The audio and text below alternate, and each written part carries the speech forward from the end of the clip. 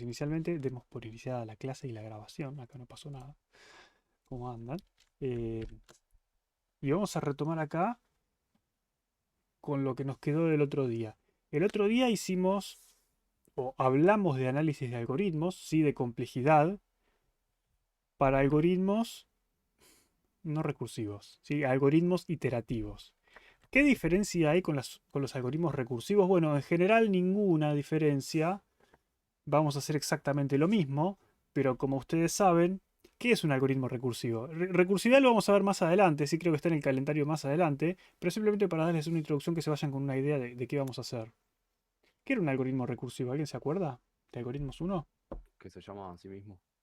Un algoritmo que se invoca a sí mismo, ¿sí? Un algoritmo que requiere de sí mismo para poder completarse. Entonces, si yo tengo, por ejemplo, el algoritmo de factorial, ¿se acuerdan que contábamos instrucciones el otro día? ¿Se acuerdan de esto? Epa. Ahí. ¿Se acuerdan que agarramos este ejercicio y dijimos, bueno, vamos a contar, acá tenemos una instrucción, otra instrucción, otra instrucción, acá tenemos un while, me dijeron esto parece O de n porque voy a repetirlo de adentro n veces y no hay otro ciclo adentro, consideramos que printf es O de 1, aunque bueno, detalles que no nos vamos a meter, así que bueno, eso sería O de n, pero habíamos visto que dentro del while se modificaba la condición de corte, ¿sí? Volvía a 1, ¿sí? Y cada vez que i llegaba acá, aumentaba acá y volvía a 1. ¿Sí? Esto terminaba siendo n cuadrado por el análisis como el que hicimos la otra vez. Ahora, cuando tenemos una función recursiva, lo que podemos ver es que la función recursiva se llama a sí misma. Entonces, yo no puedo hacer el mismo análisis de una forma tan sencilla. ¿Por qué? Porque vengo acá y digo, bueno, esto es un if. ¿Qué hago cuando tengo un if? Dijimos que vamos a hacer análisis del peor caso. ¿Qué hacemos? Tomamos el peor de los casos. El caso del if tenemos un return 1, que sería una instrucción, pero en el caso del else tenemos una llamada función a factorial. Pero bueno, entonces tendríamos que ver cuál es la complejidad de factorial. ¿Sí? Pero justamente eso es lo que queríamos ver. ¿Cuál es la complejidad de factorial? Ese es el problema. ¿Sí? ¿Se entiende? Cuál es el problema? Se entiende que queremos calcular la complejidad de factorial, pero para calcular la complejidad de factorial necesitamos saber la complejidad del factorial. ¿Sí? Es un problema recursivo. ¿Está bien? Entonces, ¿cómo hacemos para calcular esto? ¿Qué se les ocurre?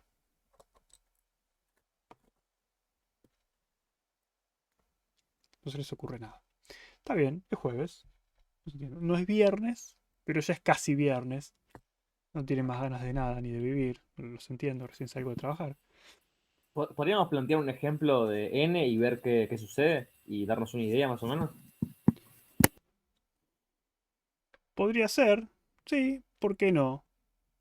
Básicamente vas a tener que hacer un poco de eso, es pensar qué va a pasar en cada iteración. El de caso de factorial es muy fácil de ver. ¿Por qué?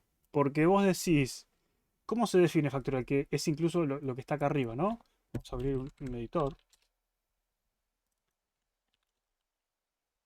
O sea, 2 clases. Vamos a volver a la de complejidad y vamos a ponernos a factorial. ¿Sí? Tenemos, por ejemplo, factorial. Y si buscamos la definición de factorial, el factorial de n era igual a qué? A n, a n por n-1 factorial, ¿no?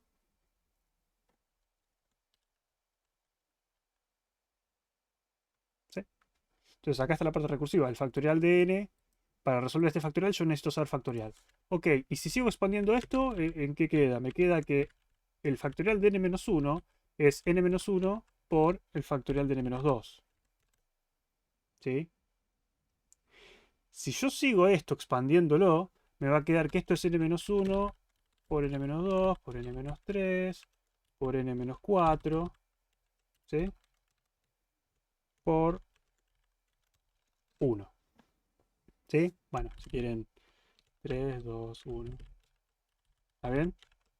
Entonces, en definitiva, vamos a estar haciendo ¿cuántas multiplicaciones? N multiplicaciones. ¿Sí? Entonces, cuando empiezan a analizarlo así, no es tan imposible de ver que este algoritmo de factorial está escrito en O de n. ¿Sí? ¿Se entendió entonces? Cuando tengamos algoritmos recursivos vamos a tener que hacer este tipo de análisis. Para ayudarnos en este tipo de análisis, lo que hacemos es, lo que acabo de hacer yo, escribir una ecuación que me describa mi algoritmo. Si mi algoritmo es factorial de n, ¿sí? ¿Cómo se define el factorial de n? Bueno, el factorial de n va a hacer algo, pero en definitiva va a terminar haciendo factorial de n menos 1, ¿sí?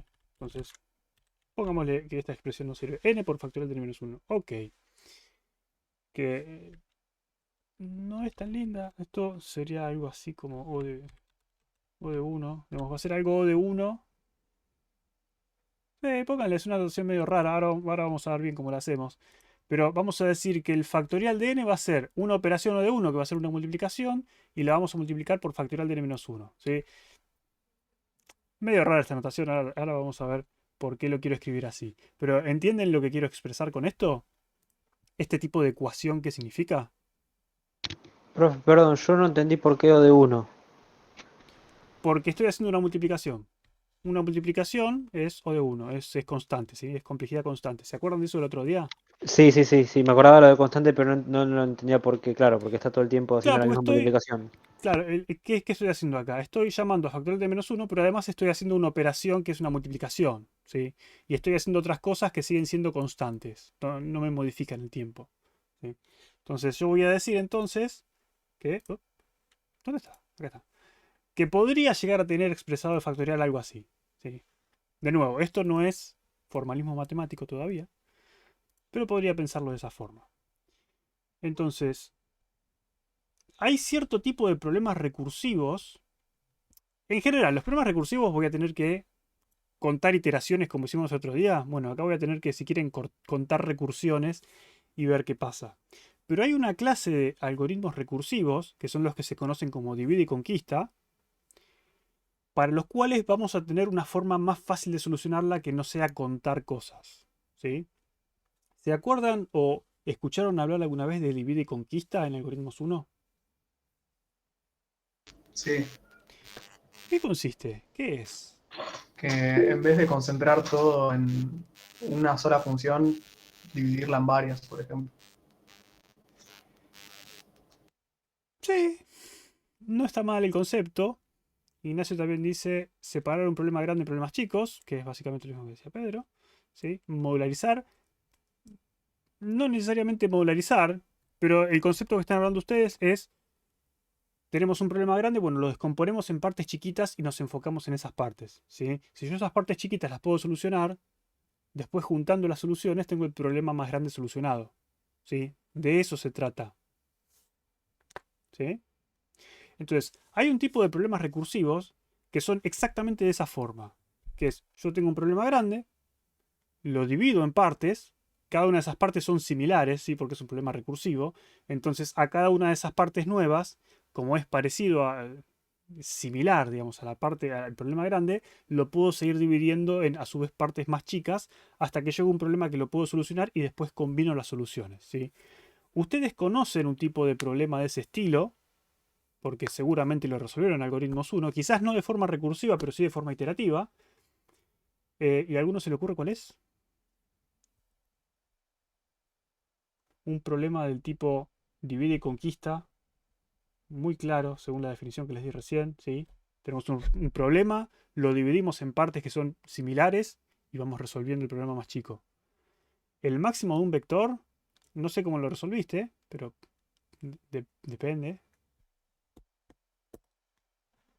¿Hicieron búsqueda binaria en Algoritmos 1? ¿Fibonacci? No. Sí, sí. ¿Se acuerdan cómo era la búsqueda binaria? ¿Se acuerdan que yo tengo, por ejemplo, algo así? Bueno, si querés copiarte, ahí está. Ahí está. Pongamos algo así, ¿sí? Yo tengo que buscar un número. ¿Qué hacía la búsqueda binaria? La búsqueda binaria solucionaba el tema de encontrar un elemento en un vector, ¿sí? Entonces, yo tengo que buscar un elemento en un vector. ¿Cómo haría tradicional? Bueno, voy, recorro el vector, un elemento por elemento, ¿sí? Voy revisando cada una de las posiciones para ver si el elemento está o no. Pero teníamos una condición especial que decíamos, che, si esto está ordenado, ¿sí? De alguna forma, de menor a mayor, de mayor a menor, pero está ordenado, hay cierto orden. Lo que yo puedo hacer, me molesta que el zoom no me encaje justo en pantalla. Ahora sí. Ahí está, me gustó un poco más. Lo que yo puedo hacer es decir, voy a la mitad del vector y el elemento que está ahí me va a decir si el elemento que yo busco está, tiene que estar a la izquierda o a la derecha, ¿sí? ¿Qué significa eso? Significa que si yo busco un número, voy a la mitad y viendo la mitad, estoy partiendo el vector a la mitad, ¿sí? El elemento está o a la izquierda o a la derecha, o justo le pegué, ¿sí? Pero entonces lo que significa eso es que ahora tengo que resolver el mismo problema. ¿Cuál era el problema original? Encontrar un número en un vector, ¿sí? En un vector grande. ¿Cuál es el nuevo problema ahora después de que partí? Es encontrar un número en un vector, ¿sí? Nada más que ahora el vector más chico, pero el problema sigue siendo el mismo, ¿sí? ¿Se entiende? Entonces yo tenía este problema y este problema se me partió en un pedazo más chico, que es encontrar el número en este vector. El problema sigue siendo encontrar el número en este vector. La diferencia está que el vector es más chico. Entonces voy de nuevo, voy a la mitad del vector, por ejemplo, caigo ahí, me dice, ahora tenés que ir, por ejemplo, a la derecha. Entonces, de nuevo, tengo el mismo problema, pero más chico. El problema sigue siendo encontrar un número dentro de un vector. Repito una vez más, voy al medio, me dice, no, no es este, listo, partimos a la mitad, tenés que ir a la izquierda, voy a la izquierda, tengo el mismo problema, que es encontrar el número en un vector, nada más que ahora el problema es tan chico que yo puedo solucionarlo. ¿Sí? El número estaba acá, listo, lo encontré, o no lo encontré, pero una vez que llegue acá yo ya sé si está o si no está. ¿Sí? Esa es la idea del divide y conquista. ¿Sí? Tengo un problema, puedo partir el problema en distintas partes, puedo solucionar cada una de esas partes, posiblemente partiendo más el problema, y puedo solucionar muy fácilmente cuando llego a cierto punto donde no puedo dividir más. Es muy fácil encontrar la solución. Y después, si es necesario, puedo combinar las soluciones. No es este el caso. Combinar las soluciones no existe, pero ya van a ver más adelante que hay problemas donde sí es necesario combinar. ¿Sí? Esto es un problema de divide y conquista. ¿Se entiende hasta acá? Perfecto, sí. Excelente. De hecho, eso en el apunte debería aparecer. No sé exactamente dónde estaba, pero estoy casi seguro de que estaba. Quizás estaba en el otro apunte de recursividad y no acá. No importa, ya lo vamos a ver cuando llegue la clase de recursividad, que no es esta. Pero lo que les voy a decir es que cuando tenemos problemas recursivos de este estilo, no voy a tener que contar iteraciones porque puedo resolverlo de otra forma. ¿De qué forma lo voy a resolver? Aplicando lo que se conoce como teorema maestro. Teorema maestro de cálculo, que bueno, nosotros siempre le robamos a los matemáticos las cosas que nos sirven. Les sacamos el formalismo y nos quedamos con eso. Y el teorema maestro básicamente lo que me va a pedir que haga es expresar este algoritmo en forma de ecuación de recurrencia. ¿Sí? ¿Cómo expresaría este algoritmo en forma de ecuación de recurrencia? Es más o menos parecido a lo que hice antes, nada más que de esta forma. Por ejemplo, yo digo, este algoritmo búsqueda binaria lo voy a llamar TDN, como ¿se acuerdan de la clase pasada que usábamos TDN para nombrar nuestro algoritmo? En vez de decir, no sé, bubble sort era TDN. ¿Sí? Entonces, T es el nombre del problema, en este caso sería búsqueda binaria si quieren. ¿Sí? No te vayas. Búsqueda binaria. Y n sería el vector. ¿Sí? Recuerden que este n representaba el tamaño del problema. Entonces yo tengo mi problema T de n y lo que voy a decir es que para solucionar este problema T de n, lo que necesito hacer es partir mi problema a la mitad, ¿sí? Ven que yo siempre parto el problema a la mitad, ¿no? Eso está claro que parto el problema a la mitad. ¿A alguno le quedó alguna duda de que parto el problema a la mitad? ¿Me creen que estoy partiendo el problema a la mitad? Ese es el tema. ¿No? Si alguno no me cree, me dice. Pero supongo que me creen. Entonces, lo que estoy haciendo es resolver el problema de T de n, pero ahora el tamaño del problema es la mitad, ¿sí? Entonces, en algún punto voy a resolver T de n sobre 2. ¿Sí? Y acá esto se va a parecer a lo que les dije antes. Yo no solamente parto el problema a la mitad, sino que tengo que hacer otras cosas. ¿Sí? ¿Qué tengo que hacer? Tengo que verificar, por ejemplo, tengo que encontrar la mitad. Tengo que verificar si el elemento de la mitad es el que busco o no. ¿sí? Pero esas cosas no dependen del tamaño del problema, así que voy a decir que para solucionar el problema de búsqueda binaria, voy a tener que hacer operaciones O de 1, ¿sí? Y aparte de esas operaciones O de 1, voy a tener que resolver el problema de búsqueda binaria con la mitad del problema, ¿sí? ¿Se entiende eso? ¿Me siguen? Algunos esta parte es clave y a veces se pierden y está bien, digamos. ¿Por qué lo de uno? Por lo que les dije recién. O sea, yo tengo el vector. ¿Cómo era la búsqueda binaria? La búsqueda binaria buscaba la mitad del vector, iba a la mitad del vector, comparaba el elemento con la mitad del vector y se quedaba con una mitad o con la otra, ¿no?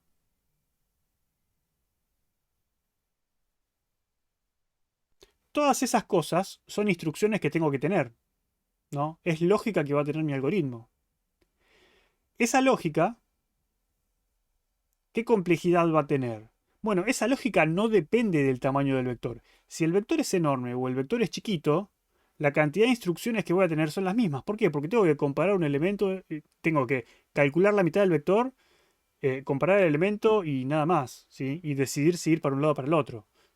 Es algo que es constante, ¿sí? Esa parte de la solución es constante. No importa el tamaño del vector, siempre va a ser lo mismo, ¿sí?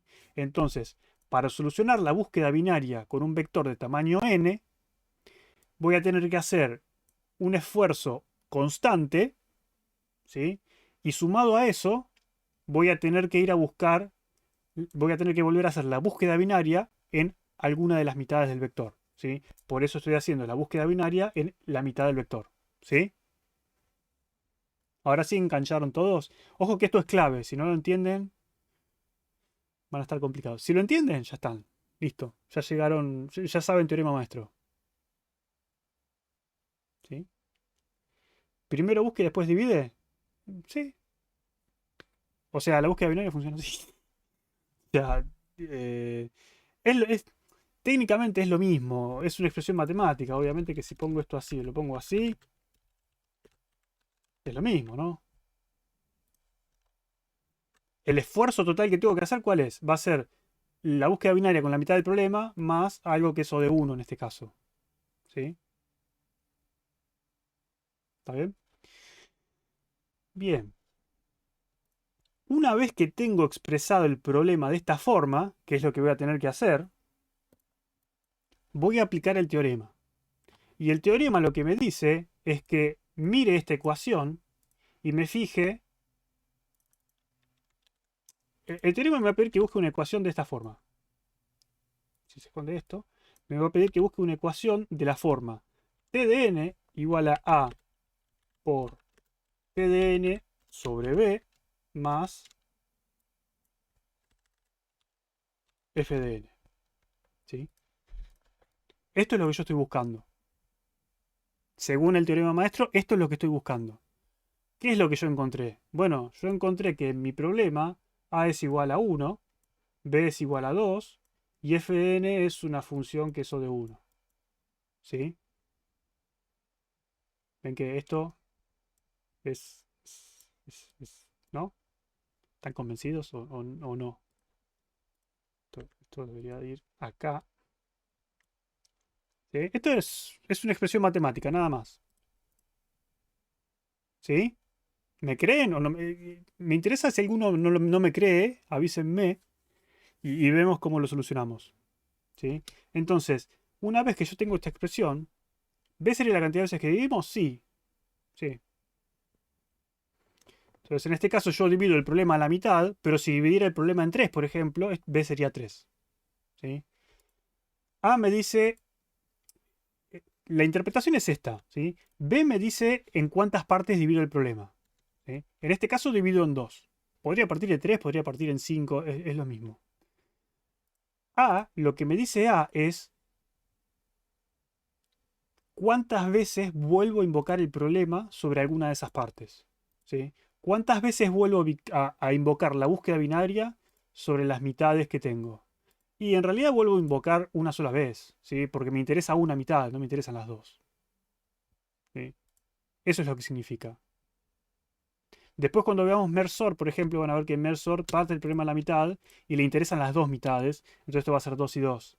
¿sí? Pero en este caso la búsqueda binaria parte el problema a la mitad y le interesa una de las mitades. Opa. ¿Sí? Entonces, lo que me dice el teorema maestro, primero, hasta acá me entendieron, porque ya lo dije varias veces, pero esto es clave. Que entiendan cómo llegamos a la ecuación y qué representa la ecuación es clave. Si entienden eso, lo demás es memorizarse 3 casos. ¿Podrías repetir qué representan A y B? Por favor, que me mareé un poco. Por supuesto. B es la cantidad de partes en las que divido el problema. Yo en búsqueda binaria parto el vector en 2, entonces B es 2. Es básicamente eso. Si yo tuviera, no sé qué problema podría ser. Por ejemplo, una especie de...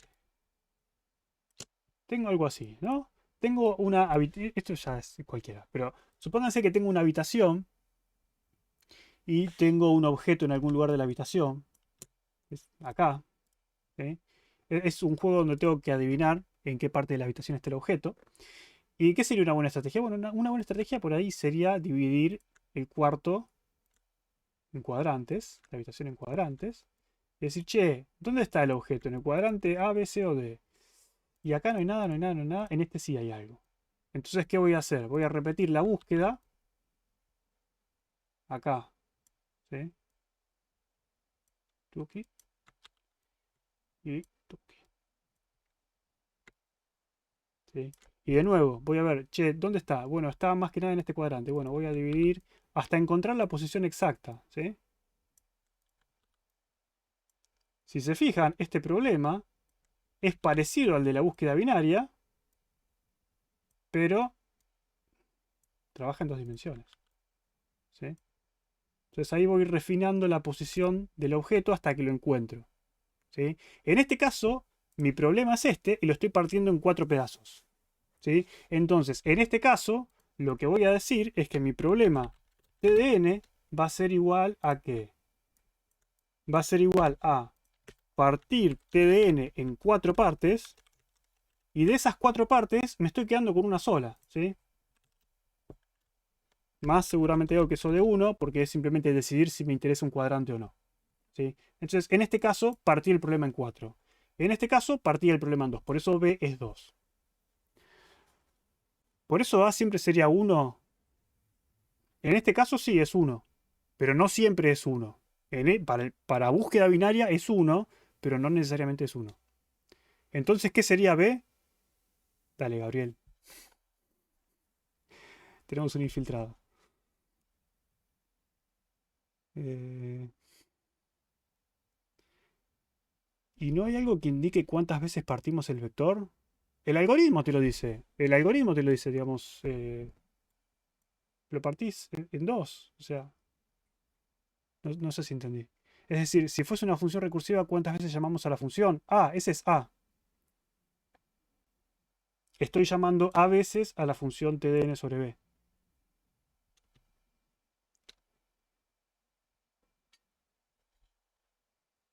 ¿No? ¿Se entiende? No se entiende. Me parece que no se entiende. Yo lo entendí. Oh, sí, pero los demás. Por ahí. ¿Todos lo entendieron? Excelente. Si todos lo entendieron, podemos avanzar. Listo. Sabemos en cuánto se parte mi problema, cuántas veces voy a invocar al subproblema, ¿sí? Y una vez que tengo esto, lo que voy a decir es que puedo decir lo siguiente. Puedo decir que esta parte y esta parte representan cosas distintas. Esta parte, no sé cuántas comillas poner, representa la parte recursiva. Pongámosle una sola comilla tampoco. No le pongamos comillas. Está bien. Esta parte representa la parte recursiva y esta parte representa la parte iterativa, si quiere, o no recursiva. ¿Sí? Pueden pensarlo de esta forma. Representa la parte recursiva, ¿por qué? Bueno, porque termina llamándose a sí mismo. Entonces, una vez que tengo esto dividido, lo que me tengo que fijar es cuál de las dos cosas tiene más peso. ¿Sí? ¿Qué tiene más peso? ¿La parte no recursiva o la parte recursiva? ¿Cómo evalúo eso? De hecho, si se fijan, esto que les estoy explicando es todo lo que tienen acá, ¿sí? La teoría de ecuaciones de relaciones de recurrencia, cómo se escriben, después léanlos y si hay algo que no entienden me avisan. Así es como estamos escribiendo la ecuación, ¿sí? Acá tienen las condiciones, ahora vamos a ver las condiciones. De hecho, las condiciones ya casi que les salió automáticamente. Y lo que nos interesa es la solución, que acá está escrito en 3 casos y acá está escrito en otros 3 casos de distinta forma. Pero lo que me va a interesar a mí es esto versus esto. No, es... ¿Dónde puso FDN, Mariano? Ah, FDN y esto, ¿sí? Entonces, lo que me interesa es esto versus esto. La parte no recursiva está representada por Fn. La parte recursiva está representado por n a la logaritmo base b de a. Base b de a. ¿Sí?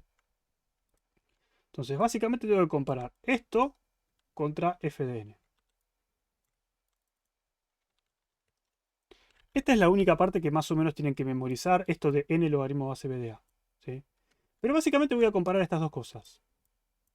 F de n viene de la parte no recursiva, n elevado a la logaritmo base b de a viene de la parte recursiva. ¿Sí? Comparo. ¿Qué puede salir de esta comparación? Pueden salir 3 casos. ¿Cuáles son esos 3 casos? ¿Quién me sabe decir cuáles son esos 3 casos? ¿A quién se le ocurre? Iguales, ¿Cómo? que tiene el mismo peso. Que sean iguales. Que uno sea mayor y otro sea menor y viceversa. Es el mismo caso, digamos. Que uno sea mayor y que el otro sea menor. Ahí está. Que esto sea, pongámoslo si quieren completo. ¿Sí? Primer caso sería que esto sea mayor. ¿Qué significa que esto sea mayor? Significa que la parte recursiva pesa más que la parte no recursiva. ¿Sí? El otro caso sería que la parte recursiva pesa menos, o sea, la parte iterativa pesa más. ¿Sí? Y el último caso sería que esto pesa lo mismo que esto. ¿Sí? Son los 3 casos posibles. Y si entendieron esto, lo único que queda es decir que si la parte recursiva pesa más que la parte no recursiva, el resultado, vamos a poner los 3 resultados, si la parte recursiva pesa más que la no recursiva, el resultado es la parte recursiva. Si la parte no recursiva pesa más, el resultado es la parte no recursiva. Hasta acá es sencillo, ¿no? Pues, está bien, me quedo con la más grande. ¿Por qué es n a la logaritmo CB de a? Esa es la parte que no demostramos. Eso es... Lo divertido de esto es que esto es un teorema. Entonces, como alguien ya demostró el teorema, nosotros podemos usarlo si cumplimos las condiciones. Sí. Creo que si querés ver la demostración del teorema maestro, podríamos hacerlo en clase en algún día, pero nunca se me dio por hacerlo. Creo que en el libro en el Cormen está la demostración. Si mal no recuerdo que ahí estaba. Pero básicamente vos tenés que creer que este es el teorema. Si vos cumplís, el chiste de un teorema es ese. El teorema está probado. Si vos cumplís con las condiciones que te pide el teorema, podés llegar al resultado sin tener que probar nada en el medio. ¿Sí? Y de eso nos estamos Eso es lo que les decía antes. Nosotros nos aprovechamos de las cosas que encuentran los matemáticos y las usamos así nomás. Entonces, cualquiera de las dos que sea más grande, me quedo con esa. Y si son las dos iguales, lo que voy a hacer es voy a agarrar cualquiera de las dos porque son iguales. ¿Sí? Queda más lindo poner esto. Pero pongamos esto. En los libros creo que aparece generalmente así. Y lo que voy a hacer con esto es multiplicar esto por el logaritmo de n. Esto es lo único diferente, ¿sí? Esos son los 3 casos posibles. ¿Está bien?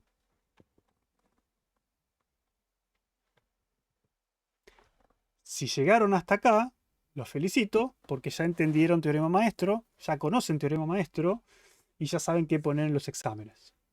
¿Sí? Entonces, apliquemos esto, veamos el ejemplo, a ver qué significa todo esto. Apliquémoslo de nuevo al problema de búsqueda binaria.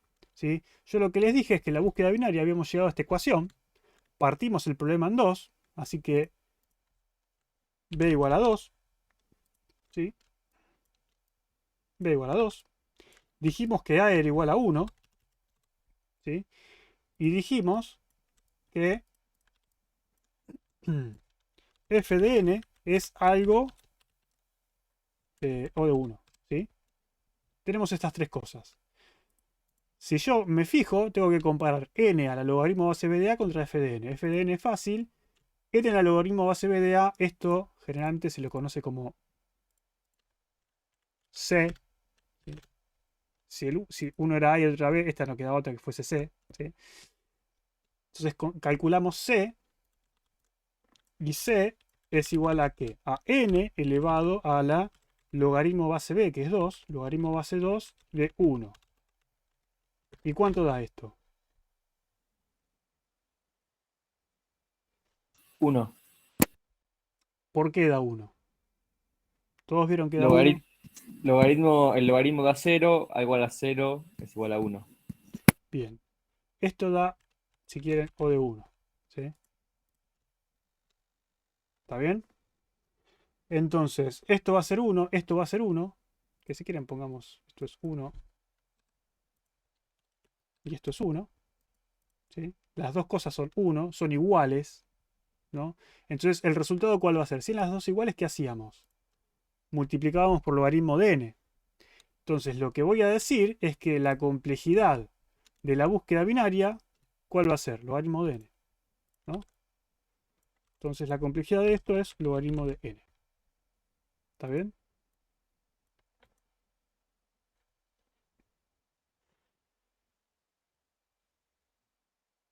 ¿Me creyeron? ¿Se entiende cómo se aplica? Después, si quieren ver más ejemplos, podemos ver acá en el apunte. ¿Repetís la última parte de por qué es logaritmo de n? Básicamente lo que estoy haciendo es aplicar la ecuación.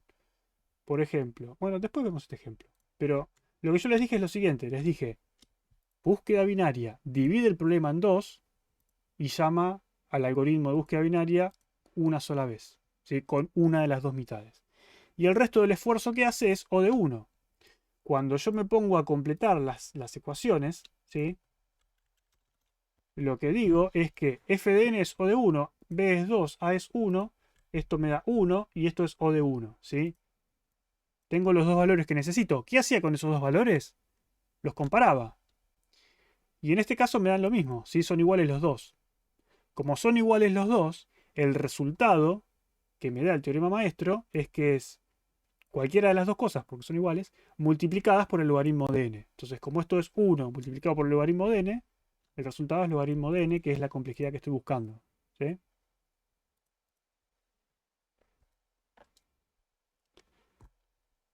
Bien. Una consulta. ¿Sí? A es cuántas veces llamo a la función o no. Entonces, cuántas veces llamo a la función no depende del tamaño de. No sería siempre uno, yo creo. Es lo mismo que factorial. Ah, sí, ya entendí. No, disculpa. Claro, es recursivo. Cuando yo llamo a factorial, ¿cuántas veces llama factorial? Factorial. Una vez. Claro, claro. Claro, bueno, después seguís expandiendo y ese factorial va a llamar a otro factorial y ese factorial va a llamar a otro. Pero la fórmula de factorial es esta, digamos. Vos llamás a una vez a factorial.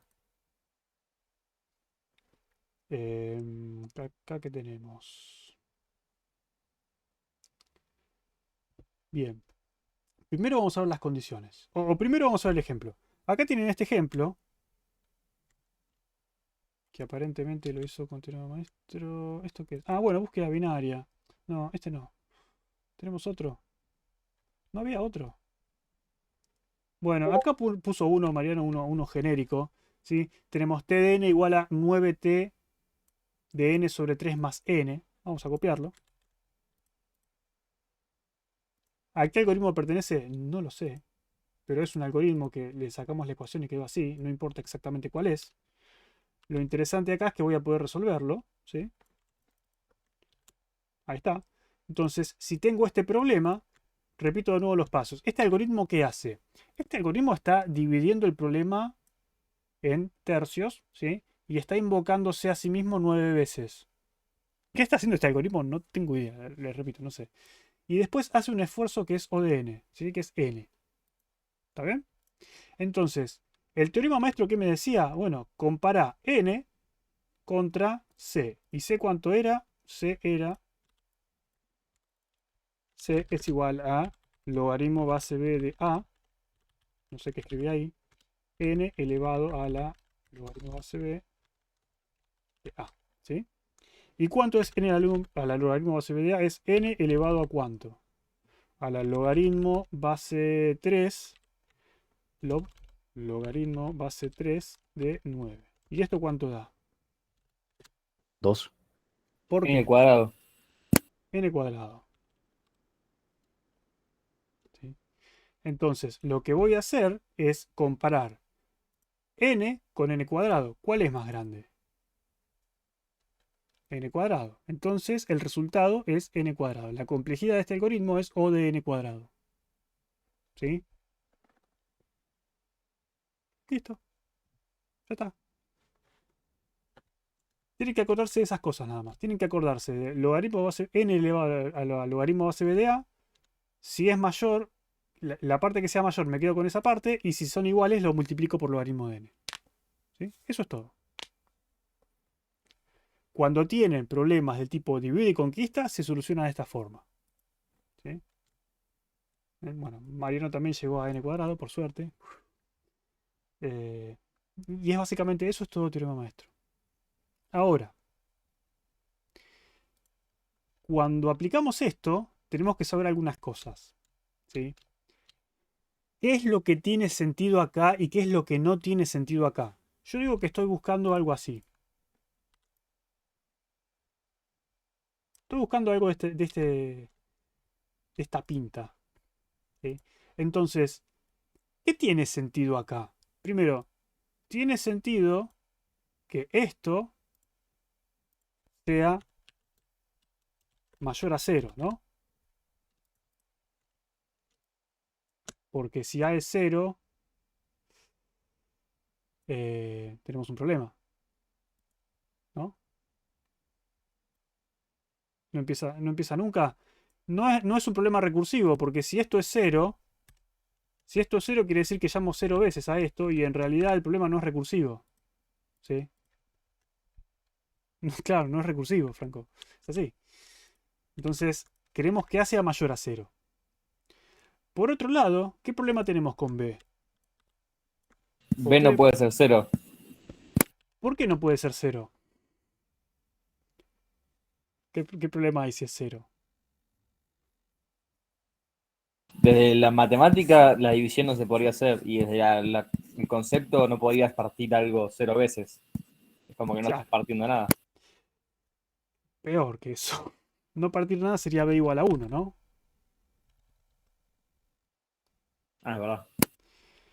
Y ahora la pregunta es, está bien, ustedes me dicen que B tiene que ser mayor a 0, pero ¿qué pasa si B es 1? Que ya dieron la respuesta, pero ¿qué pasa si B es 1? No estás partiendo en nada. No estás partiendo en nada del problema, ¿y eso qué problema trae? Una complejidad lineal. No, eso no sería un problema, eso sería una solución. ¿Qué pasa si yo tengo un algoritmo que es de esta forma? Vamos a marcarlo en rojo, este está mal. ¿Qué problema tiene ese algoritmo? No termina, como dice Juan. ¿Por qué no termina? Porque siempre es el mismo problema. Estoy resolviendo el mismo problema una y otra vez. Nunca se me achica el problema. No estoy dividiendo y conquistando nada. Estoy teniendo siempre el mismo problema. Estoy dando vuelta a la calecita. ¿Sí? Entonces no tiene sentido que B sea 1 tampoco. Entonces vamos a pedir que B sea mayor o igual o mayor que 1. ¿Sí? B mayor que 1. Sí. Por otro lado, el teorema está demostrado para A y B enteros. ¿Sí? Así que no puedo tener A igual 0,5. ¿Sí? Tienen que ser enteros. ¿Eso por qué? Porque está demostrado para eso. Y f de n, para que aplique para nuestro caso, f de n tiene que ser polinómica. ¿Sí? Esas son las condiciones. Si cumplen estas condiciones, esto no, pueden aplicar lo que vimos acá, que son estos tres casos. ¿Sí? Y pueden calcular la complejidad computacional de su algoritmo recursivo de tipo divide y conquista. ¿Sí? Esto después les recomiendo que lo vuelvan a mirar. Yo creo que si lo miran un par de veces ya les va a quedar. Y no creo que vayan a tener nunca problema con esto. De nuevo, cuando hablemos más de recursividad y de problemas recursivos, vamos a volver sobre esto y vamos a volver a calcular, che, cuál es la complejidad de, no sé, una inserción en un árbol binario o la búsqueda de un árbol binario, o por ejemplo, el merge sort, cuál es la complejidad. Sí, vamos a volver sobre esto, pero me interesa que se vaya con el concepto. Bien, creo que con eso ya estamos, la parte de teorema maestro. ¿Está? Está. Tachado. Y no hay nada más interesante para ver. Después tenemos ese tipo de problemas. ¿Sí? Fíjense que, no sé por qué le pifio al botón, es este. ¿Está? Fíjense que acá tenemos ejemplos. Calcular el orden de ejecución de estas cosas. Por ejemplo, el primero. ¿Cómo hago para calcular el primero? Bueno, yo sé que estoy partiendo el problema a la mitad y sé que estoy invocando 4 veces la función. Entonces, ¿esto cómo va a quedar? Me va a quedar logaritmo base 2 de 4. ¿Qué cuánto me va a dar logaritmo base 2 de 4? Si quieren lo copiamos y lo hacemos, pero...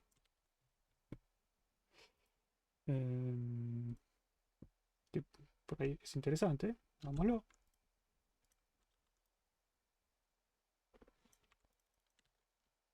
Ahí está. Esto me va a quedar entonces logaritmo base 2 de 4.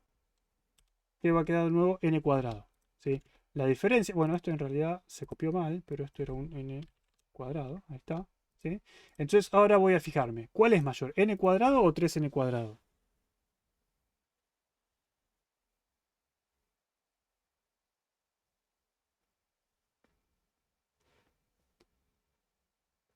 Son lo Son mismo. iguales. Son iguales. Efectivamente son iguales porque recuerden que acá estamos haciendo un análisis asintótico en el infinito. Entonces, los dos son cuadráticos. ¿Sí? Conceptualmente para nosotros los dos son cuadráticos. Entonces, como los dos son cuadráticos, ¿cuál va a ser la solución final de esto? ¿Cuál va a ser la complejidad de esta función recursiva, sea lo que sea? No sé qué es. ¿O de cuánto va a ser? Log n.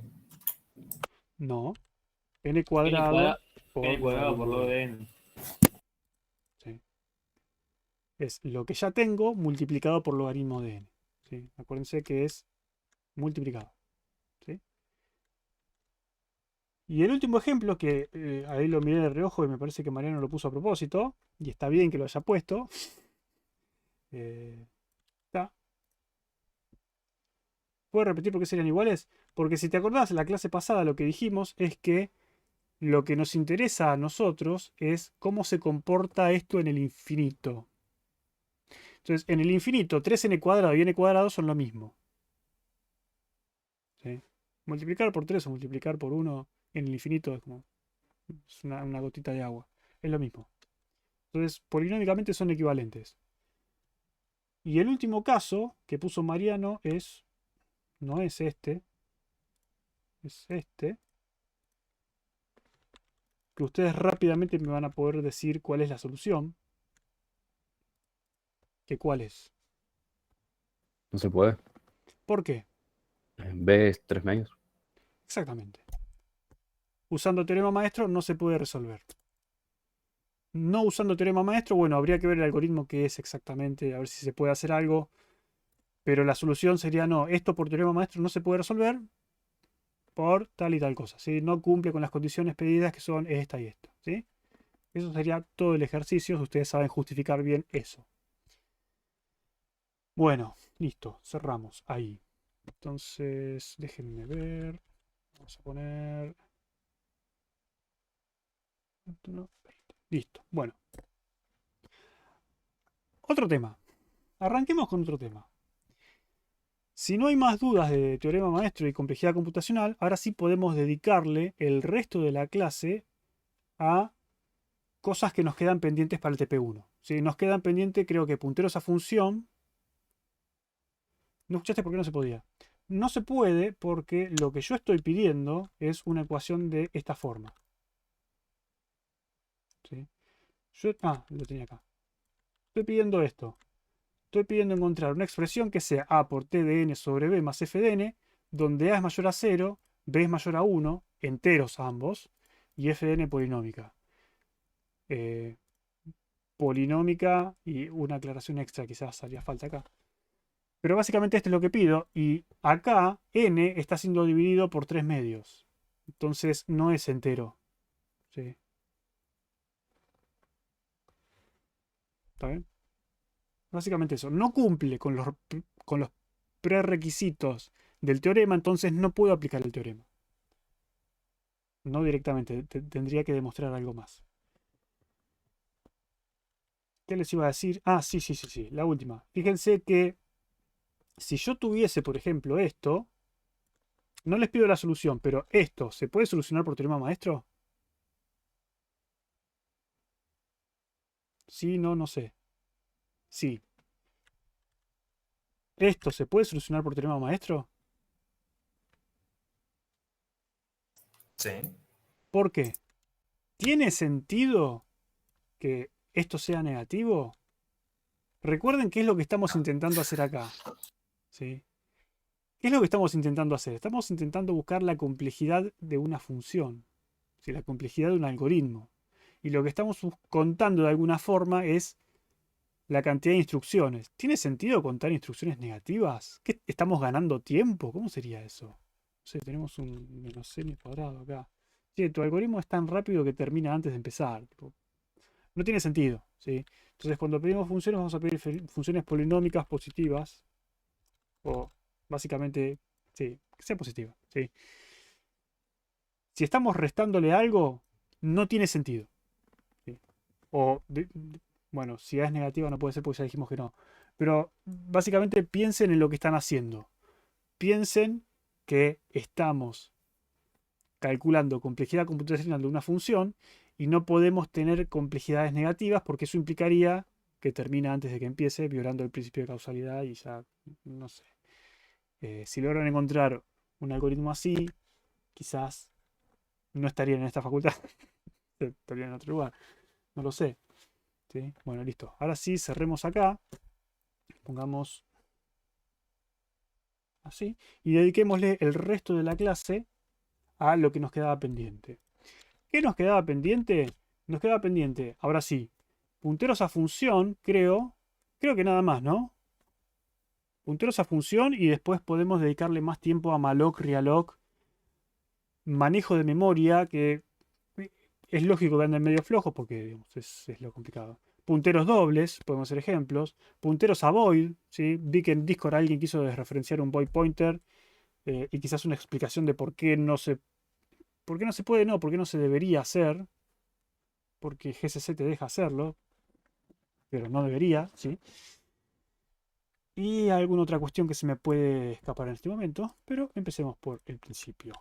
Vayamos acá, pongamos, no sé, memoria 3. Y hagamos algo con punteros a función. Entonces, hagamos, a falta de mejor nombre, pongámosle ejemplo 1.c. ¿Sí? No sé qué acabo de hacer. Ejemplo 1.c. No sé qué dice. Ahí está. ¿Qué va a ser nuestro ejemplo 1? Nuestro ejemplo 1 va a ser un main. Eso no es main, eso sí es main. Vamos a seguramente imprimir algo por pantalla. Sí, ¿por qué no? ¿Cómo podemos hacer? Hagamos algo así. Hagamos printf. Hagamos el famoso hola mundo. ¿Sí? Nada muy emocionante. Es algo que no tiene ningún sentido. Pero ustedes saben que esto es un programa hola mundo básico. ¿Sí? Todos están convencidos de que esto funciona. Todos saben lo que esto hace. ¿Alguno tiene duda de qué hace esto? No eso que acabo de borrar, sino el programa, digamos. Todos están convencidos de que eso va a imprimir hola mundo, ¿no? Supongo que sí. Bien. Entonces, lo que vamos a hacer ahora, vamos a hacer una función que se llame, por ejemplo, saludar.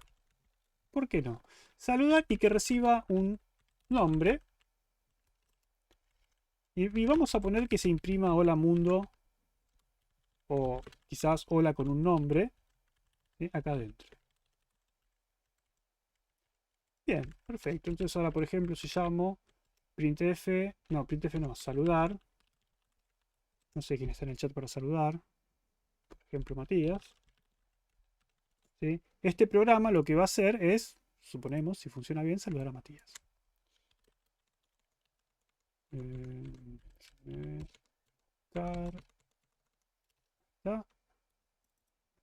Vamos a compilar. SC, ejemplo 1 o ejemplo 1. ¿Sí? Perfecto, funciona. No hicimos nada espectacular. Pero ahora lo que les quiero mostrar es que primero les quiero mostrar qué se puede hacer y después vemos por qué nos gustaría hacer eso.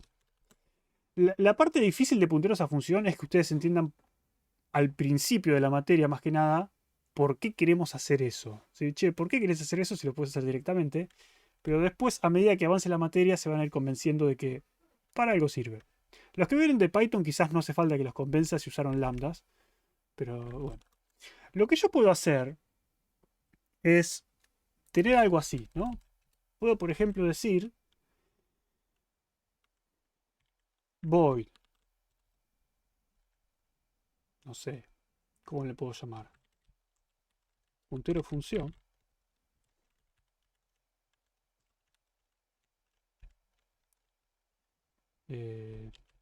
Char pointer. ¿Sí? Igual saludar. Y después puedo hacer puntero función. ¿Sí? ¿Qué significa esto? ¿Qué significa esto? Esto significa que puntero función es una variable de tipo puntero a una función que devuelve void y recibe un char pointer. ¿Sí? Si quieren lo podemos hacer en dos pasos. Podemos hacer que apunte a null y después decimos que puntero función apunta a saludar. Y después la puedo usar. Y esto debería funcionar igual que antes. ¿Sí? Sigue saludando. No entendí. Sí, es la primera reacción que tenemos todos cuando vemos esto. No entiendo lo que estás haciendo. No tiene ningún sentido. Sí, lo sé. Sepan que es lo que esperaba. No esperaba otra cosa.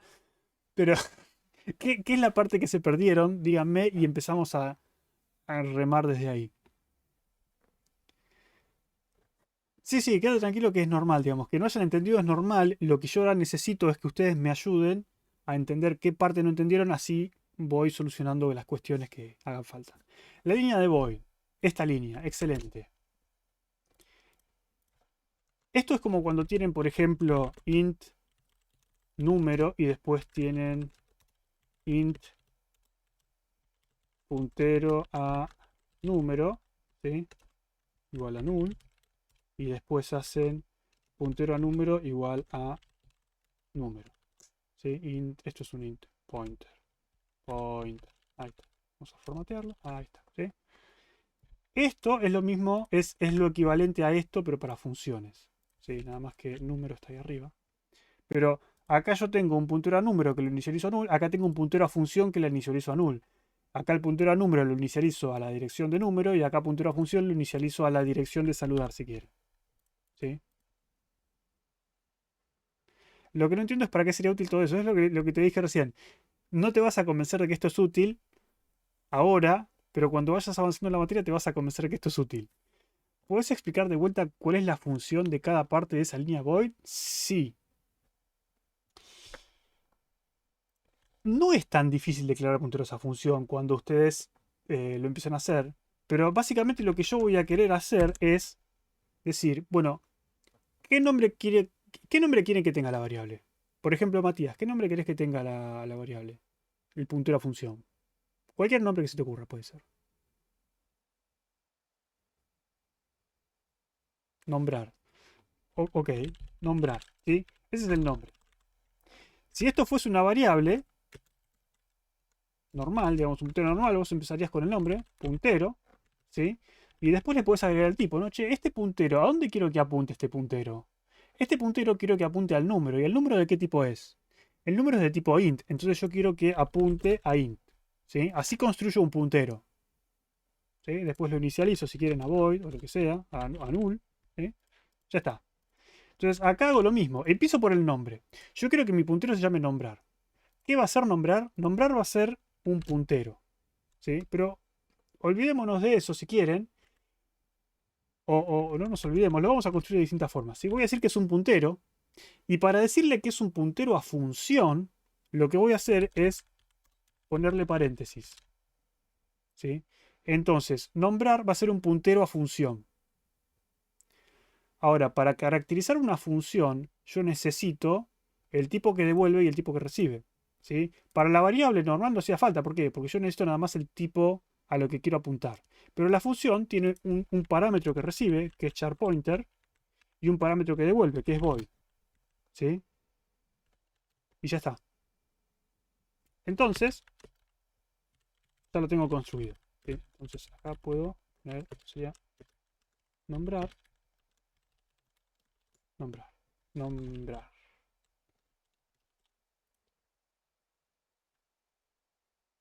¿De qué se queja?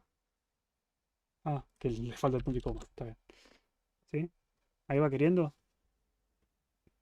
Siempre se pondrá el tipo de dato que recibe en un paréntesis aparte. Es el parámetro de la función. ¿Sí? Por supuesto que si esto recibiera más de un parámetro, acá necesitaría ponerle, por ejemplo, int también. Porque recibe dos parámetros y esos son los tipos. ¿Sí? En este caso, no. Pero podría ser. ¿Eh?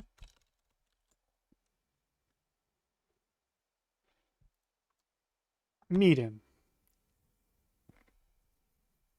Acá viene una parte. ¿Se acuerdan el otro día? No me acuerdo si fue la primera clase o la segunda que les dije. Hay temas de la sintaxis de C que van a tener que aceptarlas. Que no tienen sentido, pero que van a tener que aceptarlas, como el tema por ahí de la flechita y el asterisco con los paréntesis. Bueno, acá también hay un tema de sintaxis. Si comparamos con punteros a datos normales, ustedes ven que para inicializar un puntero a dato, yo hago puntero igual a la dirección de memoria de números, por ejemplo, ¿no? ¿Sí? Para funciones es lo mismo. Yo digo que nombrar va a apuntar a la dirección de memoria de saludar. Y si yo quiero usar el puntero, digo a donde apunta puntero, asignale, por ejemplo, un 2. ¿Sí? Con los punteros a función puedo hacer lo mismo. Le puedo decir a donde apunta nombrar, invócalo. ¿Sí? Y si yo ejecuto esto, esto debería funcionar. Crucemos los dedos para que así sea. Sigue saludando. ¿Sí? Funciona. ¿Está bien? Entonces ahí me queda completo, si quieren, el paralelismo entre puntero normal y puntero a función. ¿Sí? Declararlo, inicializarlo y usarlo. ¿Sí? ¿Por qué igual a null? Para darle un valor nada más. Simplemente un puntero que no lo uso. Generalmente lo pongo en null para saber que está sin usar todavía. Pero podría ser todo junto. No hay problema. Si la función no tuviera parámetros, funciona. Si la función no tiene parámetros, acá iría vacío.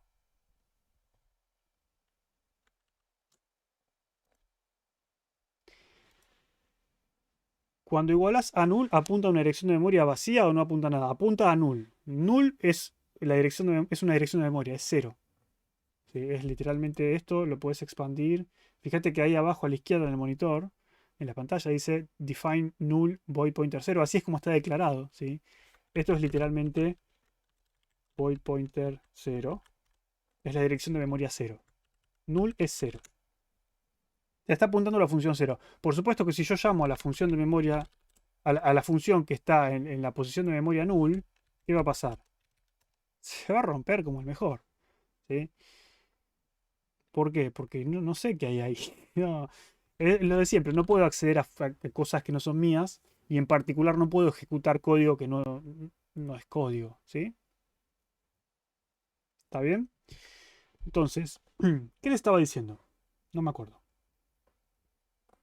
No me acuerdo. Sí. Lo que tienen que aceptar.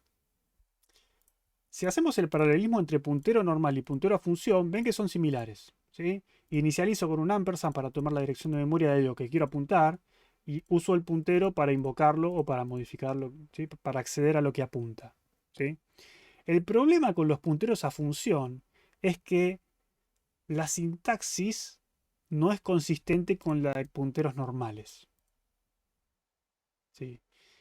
No sé qué cosa querés que repita del char. ¿Qué cosa del char exactamente? Y lo repito. ¿Qué sería lo del char?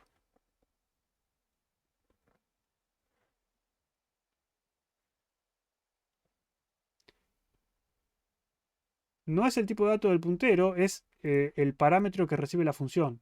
Si acá la función, además del nombre, tiene, por ejemplo, un int edad, ¿sí? Hola Matías de años. ¿Sí? Entonces acá ponemos también la edad. Y acá, cuando declaras la variable, le tienes que decir, nombrar va a ser un puntero a una función que devuelve void y recibe un char y un int. ¿Sí? Entonces acá le pasabas, por ejemplo, no sé cuántos años tiene Matías, pero pongámosle 22, tendrá, no sé, 21. Pone. ¿Sí? Es eso. Entonces, ¿qué le estaba diciendo? Hay una cosa que tienen que aceptar acá, es que la sintaxis no es consistente. ¿Importa? No importa, pueden ignorarlo. Pero la realidad es que esto funciona,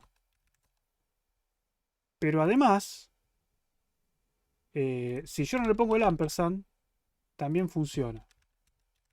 ¿Sí? ¿Por qué? Porque los punteros a función son medio especiales. ¿Sí? Che, pero no tiene sentido, porque ¿cómo decís que estás tomando la dirección de memoria? Bueno, no, sinceramente no sé cuál fue la decisión detrás de esto. Pero lo que también es cierto es que no hace falta poner el asterisco acá. ¿Sí? Supongo que es más que nada para decir, che, no hace falta poner el asterisco, llamar a la función como si fuese una función. Y esto funciona igual. Sí, pero hay cosas peores que esas en realidad. Sí, C siendo C. En realidad C siendo C es hacer. No es hacer esto, sino es hacer esto. Eso sí es C siendo C. Porque eso, digamos, sigue compilando y sigue funcionando bien. Entonces, tipo, che, fíjate, sí, no sé. Vos dale nomás, funciona. Entonces, no se peleen con la sintaxis de C, simplemente acéptenla. Eso es lo que les digo siempre en la primera clase. Acéptenla, es así. Ahí está. Bueno, si entendieron esto, entonces entienden cómo usar punteros a función. Ah, sí, amigos de C. Sí. Hagamos algo más interesante. ¿Qué les parece? Sí, anotado. ¿Qué tenemos acá? Podemos hacer, por ejemplo, se me ocurren un par de chanchadas para hacer, pero hagamos, por ejemplo, iba a ser una calculadora, pero no hagamos una calculadora, hagamos... ¿Qué hacemos?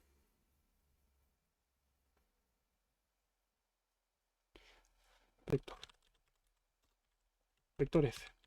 No se me ocurre un buen nombre. Otra cosa que yo puedo tener, ¿sí? Por ejemplo, es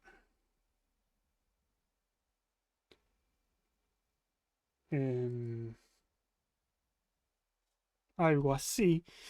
Supongamos que yo tengo lo siguiente, ¿no? Digamos, nadie haría esto de esta forma, sépanlo. Creo que nadie, o por lo menos yo creo que nadie haría esto de esta forma. Pero podríamos tener las siguientes funciones, por ejemplo. Empecemos con void. O hagamos void. Hagamos función 1 que recibe, no sé, un valor. Función 2 y función 3. O hagamos int int. Hagamos int int. Función 2. Función 3. Son simplemente funciones, simplemente una excusa para hacer algo.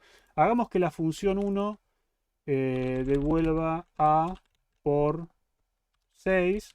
La función 2 devuelva A más 1.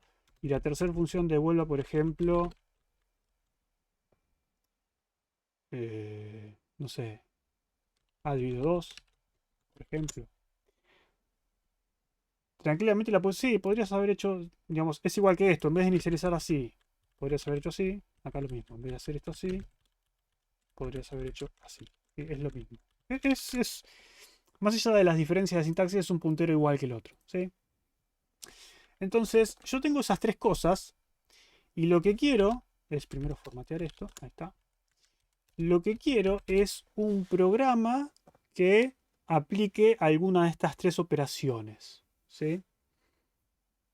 Podemos hacer eso, podemos hacer una función for int i igual a 0, mientras que i sea menor a 100, pongamos 10, y más. ¿Está? Y lo que vamos a hacer es printf y decimos que para i el resultado es i. Entonces tenemos i y tenemos alguna de las tres funciones. ¿Sí?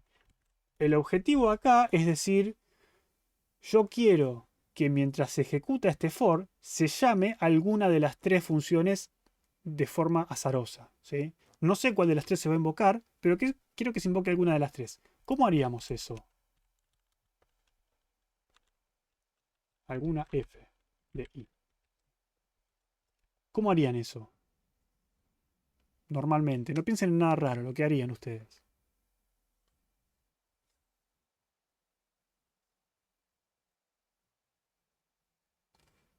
Usaron random en, C, en algoritmos 1 con un if y con un if y qué más. Y rand. Bueno, ¿cómo haríamos algo así? ¿Quién me sabe soplar acá? Como si, che, hacer. Bueno, hagamos eso. La librería de random. ¿Conocen rand? No, ese rand. Ni ese rand, ese rand. ¿Conocen a rand?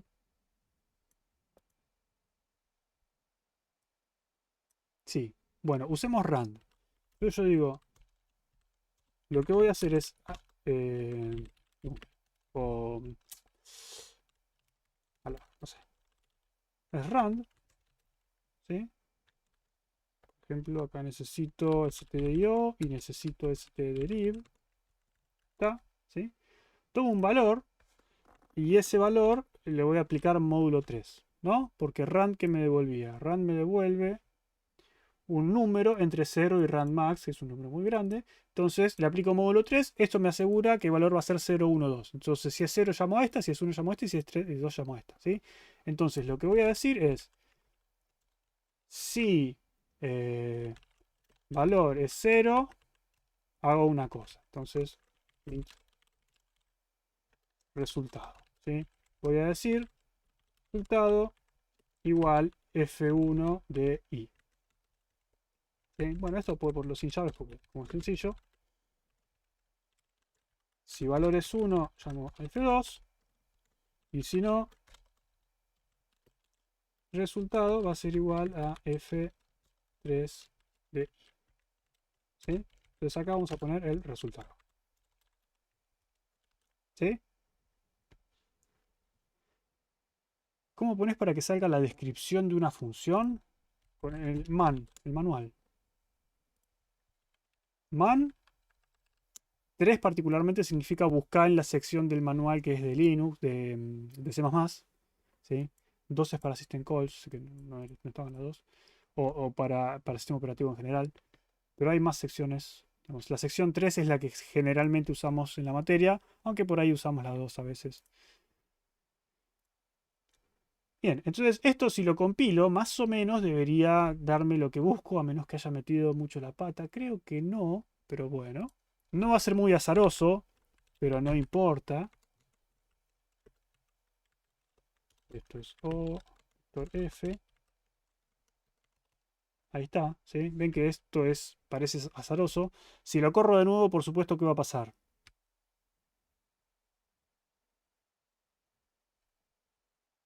Sale lo mismo, ¿sí? Para los que no saben por qué sale lo mismo, bueno, sale lo mismo porque en realidad no son números al azar, ¿sí? Tengo que inicializar una semilla. Esto es pseudo aleatorio, no es aleatorio. Tengo que darle un valor de inicialización que generalmente usamos time.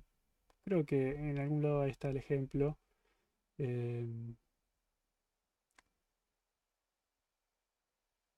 O quizás no. No importa. ¿Sí? El tema es que hay que inicializarlo, pero no importa. Eso es tema que no es de esta clase. Pero tenemos lo que nos interesa, ¿sí? Según lo que nos dé rand, vamos a tener uno u otro valor. Se está llamando a una u otra función. Ahora, lo que a mí me gustaría hacer es, si me acuerdo bien cómo era esto, me gustaría tener algo así. Me gustaría tener un puntero a función, que yo diga funciones, ¿sí? Que recibe un int. Pero me gustaría que esto fuese un vector, ¿no? Entonces yo acá en este vector podría tener f1, f2, f3. Y entonces acá lo que podría hacer es directamente llamar a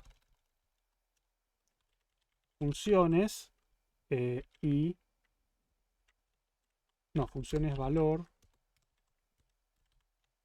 de i. Creo que el corchete tenía que ir acá. Ahí está. ¿Sí? Entonces eso es equivalente a lo de antes.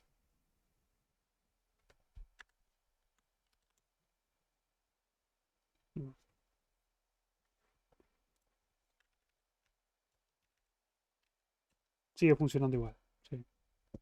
Entonces, ¿cuál es la diferencia? En vez de tener un if y fijarme en los tres casos, en vez de discriminar los casos afuera, digo, bueno, tengo un vector de tres funciones. Este valor, como está en 0, 1 y 2, digo, agarro la función que me interesa y la invoco. ¿Sí? ¿Se entendió eso?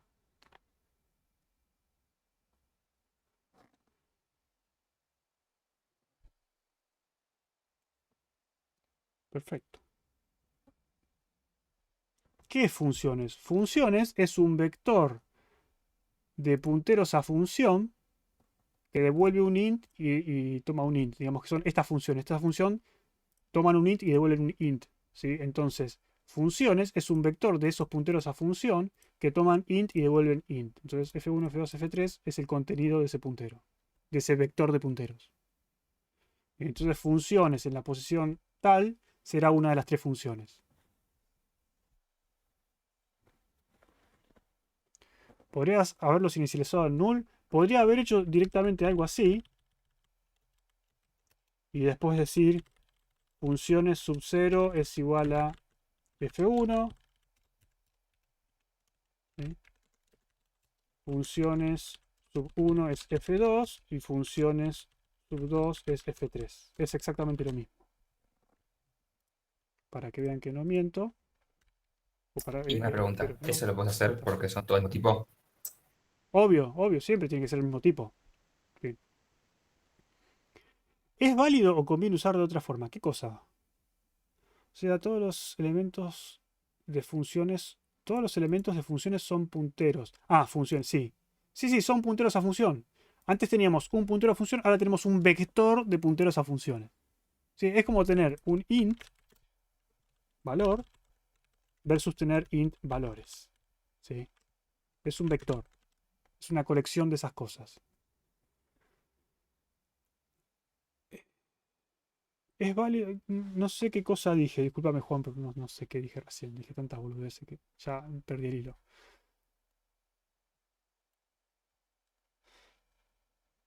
¿Sí? Pero bueno, no sé. Pregúntame de nuevo, Juan, y la pregunta completa y veo a ver si. Creo que si me se refería a escribirlo de esta manera o la anterior. Ah, es lo mismo. Es exactamente lo mismo. O sea, es la diferencia entre tener int valores 3, ¿sí? Y después poner valores 0 igual a 1. O si quieren, pongamos 12, 27, 99, ¿sí? Esto es completamente equivalente a tener, por ejemplo, valores 2 por nombre. Esto es igual a 12, 67, 99. Esas son las cosas que nos deja hacer C, ¿sí? Cuando vos tenés un vector así, te deja inicializarlo de esta forma y ya automáticamente sabe que el tamaño es 3 y podés inicializarlo así. De otra forma tenés que asignar uno a uno. Pero es equivalente, ¿sí?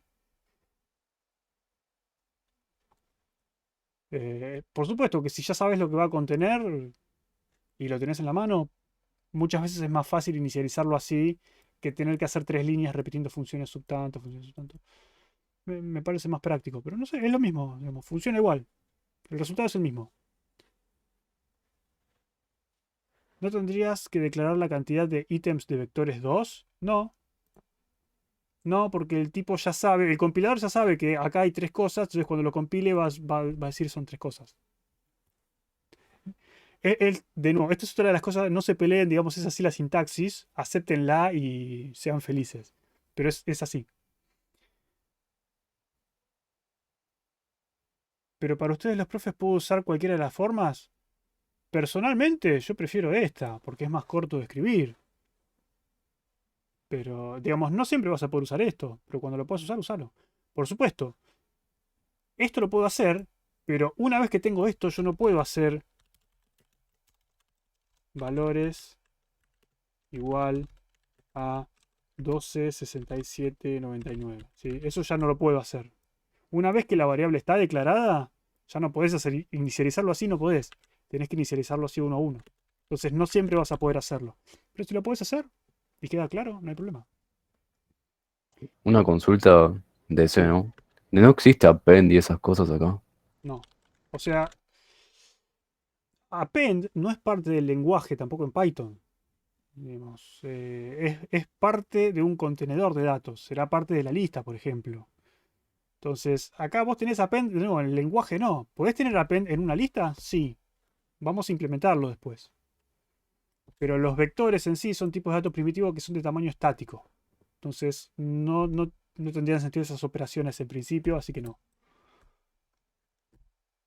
Por supuesto, a diferencia de C, Python tiene contenedores, por ejemplo, las listas ya las tiene nativas del lenguaje. Entonces, sí, las listas son parte del lenguaje y append es parte de la lista.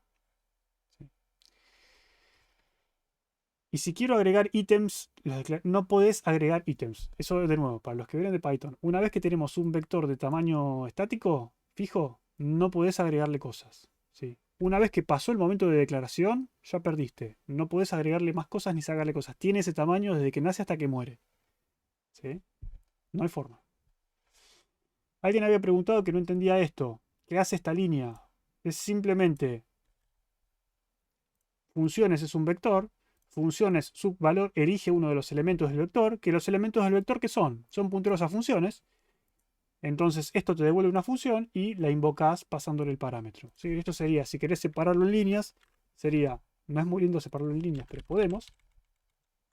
Podemos decir función seleccionada va a ser igual a funciones valor y después invocas a la función seleccionada. Me parece que es más incómodo hacer eso. Debería funcionar igual. ¿Sí? Ahí está, ¿sí? Es lo mismo. Pero nada, me parece que era más entendible lo otro. Pero básicamente eso es lo que hace, es accede a una de las posiciones. Es como si tuvieses en Python una lista, accedes a un elemento de la lista. Si quiero agregar ítem, eso ya hablé, listo. Dejémoslo así. Así. Ahí está. Y dejemos esto así porque es más corto. Lo borramos todo. F1, F2, F3. Listo. O sea que esto te permite reutilizar funciones con distintos valores pero sin necesidad de volver a escribirlas. Por ejemplo, en casos de bool para verificar algo. Te permite hacer muchas cosas, como yo les dije antes. Al principio de la materia les va a costar ver cuál es el objetivo. ¿Sí? Cuesta un poco verlo. A medida de que vayamos avanzando en la materia, van a ir viendo, mira qué útil esto, che, mira, no se me hubiese ocurrido. En el TP1 lo van a tener que usar. ¿Para qué? Bueno, quizás se avivan, para que. Quizás se vean por qué lo necesitamos, quizás todavía no se entendieron por qué todavía no sabíamos todas esas funciones. Pero, por ejemplo, piensen lo siguiente. Es el último ejemplo antes de la pausa y después la pausa no viene nunca. Pero supónganse que tenemos una búsqueda binaria. ¿Sí? La búsqueda binaria no me va a servir. Tendría que ser un sort. Tenemos a mano el código de un sort en C. No tengo ganas de programar. ¿Qué buscamos? Por ejemplo, double sort en C. A ver de qué página puedo sacarlo.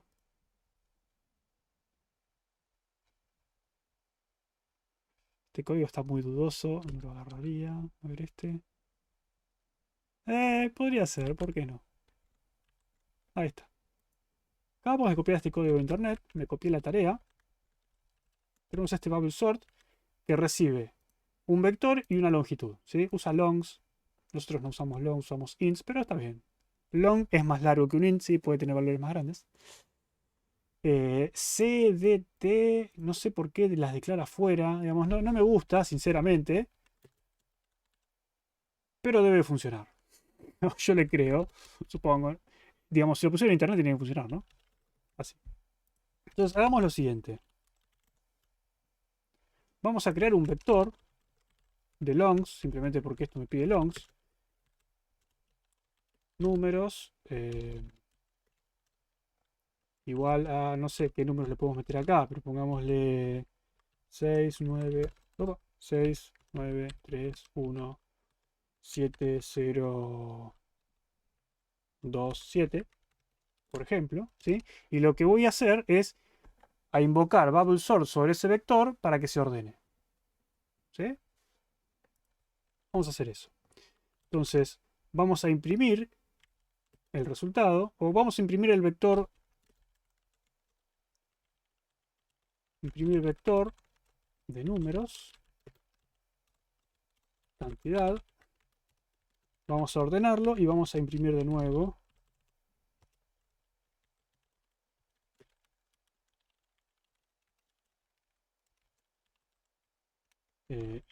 Esto que puso como long, bueno, pongámoslo como long también. Long cantidad es igual a...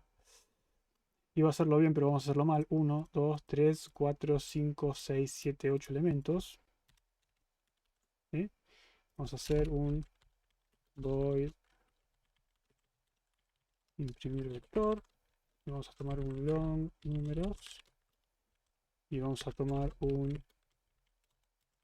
long cantidad. Y vamos a hacer un for. Y 0. Ya que ahí sea mejor, menor a cantidad. Y más. ¿Está? Y vamos a hacer printf de, hagamos por ejemplo, long, creo que era con L, no sé. Long, coma, números sub i, ¿no? Invalid conversion, ¿no es así?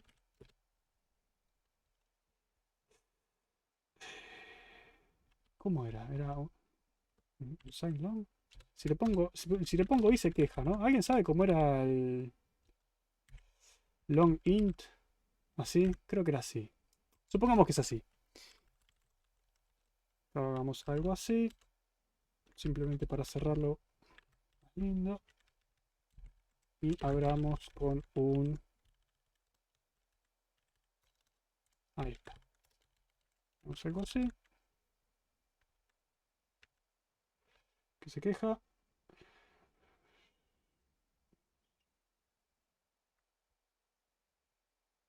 Ah, me faltaba un punto y coma. Listo. Supongamos que tenemos eso y lo corremos. ¿Sí? Y esperemos que funcione porque no tenía ganas de escribir y no tengo ganas de arreglar código ajeno. Pero funciona. ¿Sí? Antes del sort estaba desordenado, después del sort está ordenado. ¿Sí? Listo. Funciona. Pregunta. ¿Cómo hago yo? Este sort ordena de menor a mayor. ¿Hay alguna forma de decirle a este sort que ordene de mayor a menor?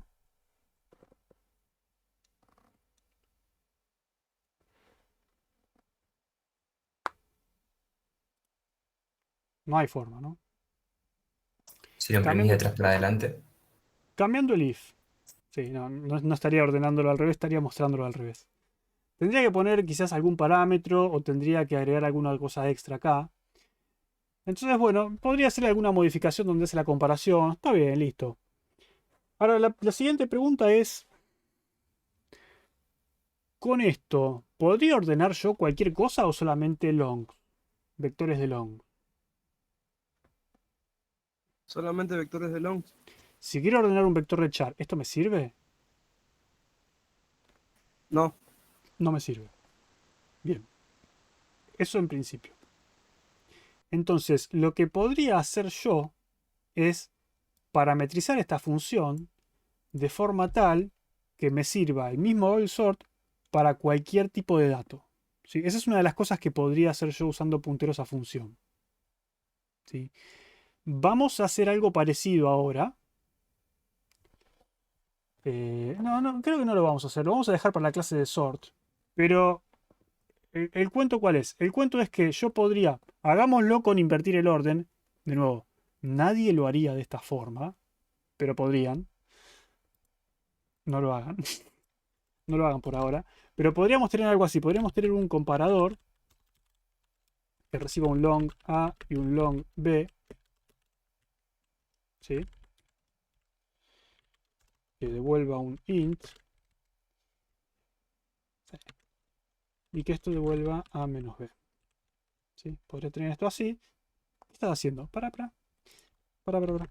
Entonces yo acá podría tener algo así como int comparador a long. Pongamos comparar longs. Entonces lo que voy a hacer acá es pasarle comparar longs y esto lo voy a usar acá. Voy a decir comparador de esto con esto. Digo esto mayor a 0. Ahí está. ¿Qué? Ahí está. Sigue funcionando igual. ¿Sí? Vieron que las modificaciones que hice funcionaron de una, por supuesto, como siempre. Pero ¿qué hice? Le agregué a la función un comparador. ¿El comparador qué hace? El comparador es una función a la cual yo le paso los dos elementos que quiero comparar y me dice si esos elementos, digamos, si el primero es mayor que el segundo, si el, o, digamos, es como el string compare, ¿sí? Devuelve 0 mayor a 0 menor que 0. Devuelve 0 si son iguales. Por supuesto que si A y B son iguales, A menos B da 0. Devuelve mayor a 0 si el primero es mayor que el segundo. Por supuesto que si A es mayor que B, devuelve mayor a 0. O devuelve menor a 0 si el segundo es mayor. ¿Sí? Eso es todo lo que hace esta función. ¿Está bien? Entonces, lo que yo le digo a la función de bubble sort, le digo, cuando quieras comparar números, llama a este comparador. Este comparador te va a decir cómo comparar los elementos. ¿Sí? Entonces, de esa forma, si yo invierto la lógica del comparador, ahora mi función ordena al revés. Que en realidad la función no cambió, lo que cambió es la función de comparación que le pasé. ¿Sí? Entonces, yo podría tener comparar longs y comparar longs, si quieren, invertido, que es B menos A. Entonces yo podría tener esto así, comparar longs invertido, y con el mismo algoritmo. Che, ¿no era más fácil poner un booleano? Sí. Pero, digamos, con la misma función yo puedo ordenar para arriba para abajo, o de abajo para arriba, ¿sí? Puedo ordenar de las dos formas, simplemente pasando una función que cambia el comportamiento de mi algoritmo. ¿Sí? Entonces, lo importante de punteros a función es que yo puedo parametrizar mi algoritmo. ¿Está bien? Esa es la clave. ¿Nosotros por qué modularizamos los programas? Es una pregunta para todos ustedes. ¿Por qué hacemos programas en módulos y separamos partes? ¿Por qué hacemos eso? Hay varios motivos, pero ¿qué se les ocurre? Hay muchas respuestas posibles.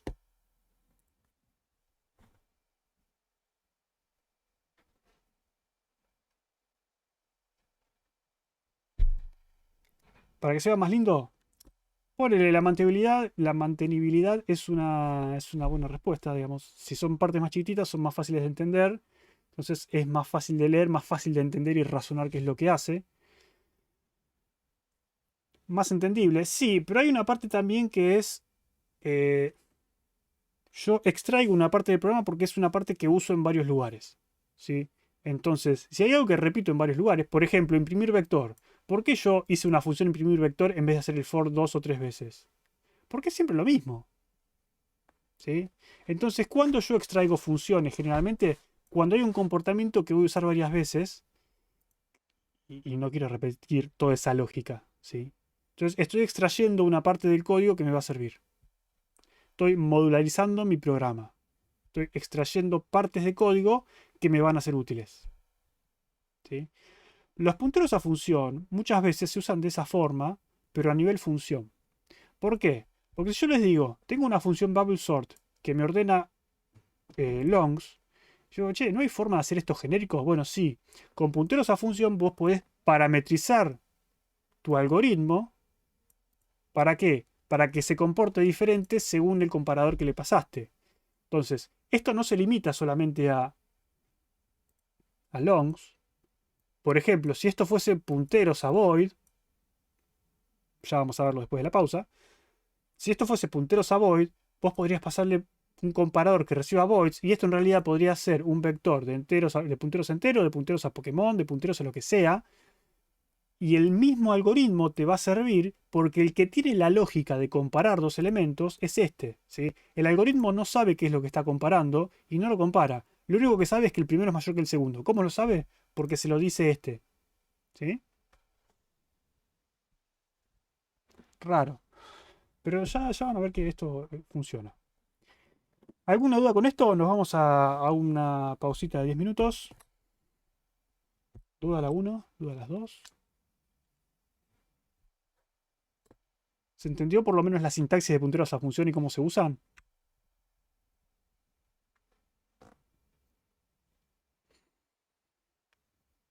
¿Pregunta difícil? Sí. Entonces, como dijiste que esto nos va a servir para el TP, nos vas a pedir ordenar según diferentes parámetros y ahí tenemos que usar punteros a función, entonces no. De hecho, si no viste el TP1, lo que se pide el TP1 es más sencillo que eso. TP1, no, me equivoqué de cuatrimestre, TP1, enunciado. Simplemente lo que se pide es esto. ¿Para 9 punteros a función? ¿No puse punteros a función? Sí que puse. No, este Pokémon es una ventaja, tiene que estar. Sí, acá está. Entonces, tienen la función cajas recorrer, que recorre las cajas y aplica una función a cada uno de los Pokémon de la caja. ¿Sí? Entonces, eso es lo que te pido. ¿Sí? Es mucho más fácil. ¿Qué tienen que hacer? Simplemente recorrer cada Pokémon de la caja y llamar a la función pasándole ese Pokémon. Nada más. Es un for. Son 3 líneas. Ahora ya lo saben hacer. Para llamar a la función con el puntero a función es lo mismo comprar parámetros que comprar parámetros. Sí, eso es lo que dijimos antes de los asteriscos. Puedes ponerle la cantidad de asteriscos que quieras, incluso 0. Bien. ¿Está? ¿Qué nos falta para el TP? Para este TP creo que nos falta solamente hacer un repasito si quieren de leer cosas de archivo, aunque bueno, lo van a ver este fin de semana, porque es una de las cosas que los chicos siempre dan. Y lo demás ya lo saben todo, digamos, porque es cargar y guardar un archivo, hacer malloc, hacer un realloc, combinar cajas, caja cantidad, obtener Pokémon. Quizás el más complicado es caja combinar, porque tienen que hacer... Ah, esto no lo puedo hacer, pero puedo hacer esto. Ok. Y después caja de recorrer, ya hoy tienen la solución de cómo funciona, ya saben, son 3 líneas. Más alguna verificación de que los punteros no sean nulos. Y ya están. El TP, como les digo, es muy sencillo, pero les va a costar por estos temas que, de nuevo, son nuevos. ¿Sí? El TP es sencillo, pero les puede costar. ¿Sí? Sépanlo. Por eso les digo, se los di hace 1 o 2 semanas el TP, pues no se dejen estar. ¿Sí? Los que todavía no probaron entregar el TP0, mi consejo de nuevo es inténtenlo porque se van a encontrar con una sorpresa. Con lo de leer archivos en C me mataste viniendo de Python. El fin de semana lo van a ver. ¿Sí? Le puedo preguntar a Julián a ver cuándo van a hacer exactamente la clase de consulta. Sábado o domingo, no sé cuándo. Pero, de hecho, si no, está grabado. Pero podríamos ver algo si quieren. ¿Qué hay el fin de semana? Una clase extra de C. De consulta, es optativa, de nuevo para los que quieran ir. ¿Podemos ver algo punteros dobles? Podemos ver después de la pausa. Si dejamos que los demás se tomen un descansito, listo, hagamos así. Cortemos acá.